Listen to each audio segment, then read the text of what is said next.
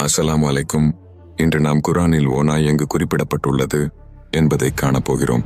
யூசுப் அலைஹிஸ்ஸலாம் சம்பவத்தில் ஓநாய் சூரத்து யூசுப் பகுதியில் யாக்கூப் அலைஹிஸ்ஸலாம் அவர்களின் மகன்கள் யூசுப் அலைஹிஸ்ஸலாம் அவர்களை கிணற்றில் வீசி தங்கள் தந்தைக்கு ஓநாய் அவரை கடித்து விட்டது என பொய் சொன்னார்கள். அப்பா, நாம் ஓட்டப்பந்தயத்திற்கு போன போது யூசுப் பொருட்களுடன் இருந்தான். ஆனால் ஓநாய் அவனை தாக்கி கொன்றுவிட்டது. அவர்கள் யூசுப் அலைஹிஸ்ஸலாம் உடை மீது பொய்யாக இரத்தம் பூசினார்கள். ஓநாய் உண்மையில் யூசுப் அலைஹிஸ்ஸலாம் அவர்களை தாக்கியதா இல்லை. இது யூசுப் அலைஹிஸ்ஸலாம் அவர்களின் சகோதரர்கள் செய்த ஒரு திட்டமிட்ட பொய். உண்மையில் அவர்களே அவரை ஒரு கிணற்றில் தூக்கி வீசினர். ஆனால் அவர்கள் தங்கள் தவறை மறைக்க ஓநாய் அவரை கடித்து விட்டதாக கூறினர். இந்த நிகழ்வில் இருந்து நாம் பெற வேண்டிய முக்கியமான பாடங்கள். பொய் எவ்வளவு சிறப்பாக இருந்தாலும் உண்மை வெளிவரும்.